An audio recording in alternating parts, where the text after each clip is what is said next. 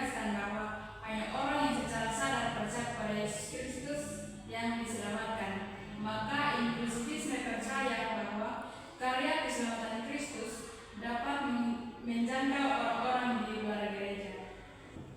Jadi, inklusivisme menurut Kristi itu apakah dia tetap mengakui Yesus sebagai sumber keselamatan?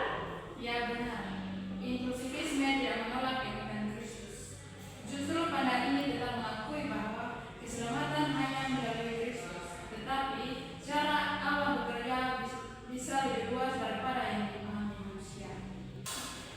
Baik, kita akan masuk ke narasumber kedua kita dengan topik atau segmen yang kedua adalah dasar biblika inklusivisme. Oke, baik.